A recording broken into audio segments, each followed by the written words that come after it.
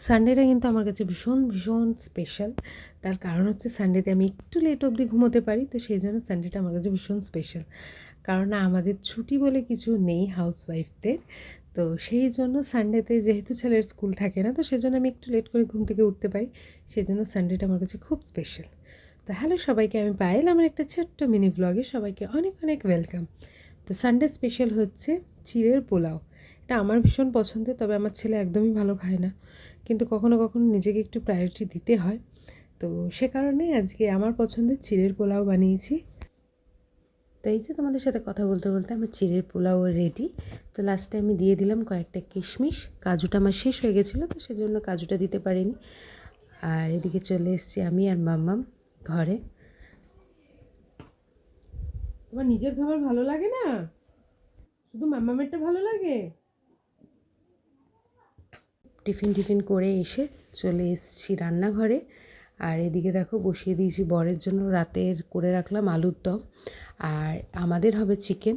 তো বাড়িতে আমার চিকেন সবাই খায় না, সেই জন্য আমাকে আলাদা আলাদা রান্না করতে হয়। আমার বর খায় না, ও মানে ভেজই খায়, ও মাছ মাংস ডিম কোনোটাই খায় না। তো সেই জন্য, আর আমার শাশুড়ি মাও খায় না চিকেনটা। তো সেই জন্য এই যে এদিকে বসিয়ে দিয়েছি চিকেনটা কালকে এনে রাখা ছিল।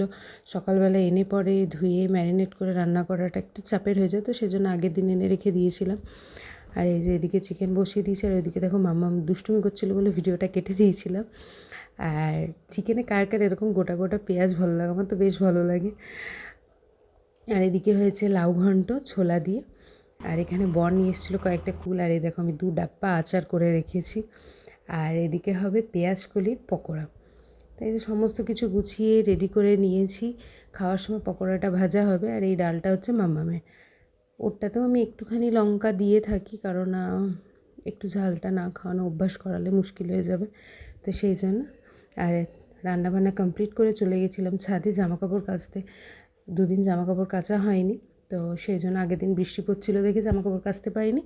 তো এদিকে চলে এসেছি মাম্মামের জামাকাপড়গুলো কাচতে। তো জামাকাপড় কেচে দিয়ে নিচে যাব জামাকাপড়গুলো মেলে দিয়ে। আর বিকেল দিকে যেহেতু একটু বৃষ্টি আসছে আর রোদও সেরকম নেই, তো কাজের ফাঁকেই ছাদে গিয়ে জামাকাপড়গুলো কেচে নিয়েছি। আর এদিকে দেখো মাম্মামকেও স্নান করাবো। আর ও কিন্তু স্নানের সময় কাঁদে না, তবে চোখে জল গেলে কিন্তু খুব কান্নাকাটি করে। এই যে ওকে স্নান করিয়ে দিয়েছি, ওর দাইয়ের সাথে খেলছে।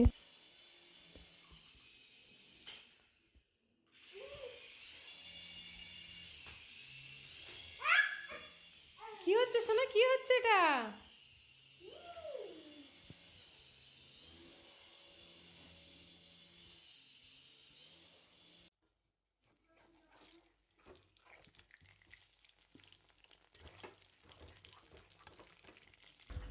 তো এই দেখো মাম্মামকে স্নান টান করিয়ে এসে আমি পকোড়াগুলো বসিয়ে দিয়েছি। তো এগুলো ভাজতে ভাজতে আমি সবার খাবারটাও বেড়ে নেব। আর পকোড়া ভেজে মাম্মামকেও খাওয়াবো, খাইয়ে ওকে ঘুম পাড়াবো, ঘুমের টাইম হয়ে গেছে। তো সেই জন্য ওকে ঘুম টুম পাড়িয়ে আমি নিজে ফ্রেশ হয়ে স্নান টান করে এসে বসেছি আমি আমার ভাত নিয়ে।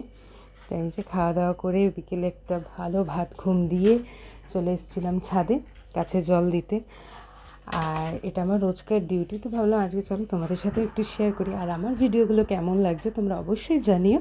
তো চলো আজকের মতন এটুকুই, টাটা।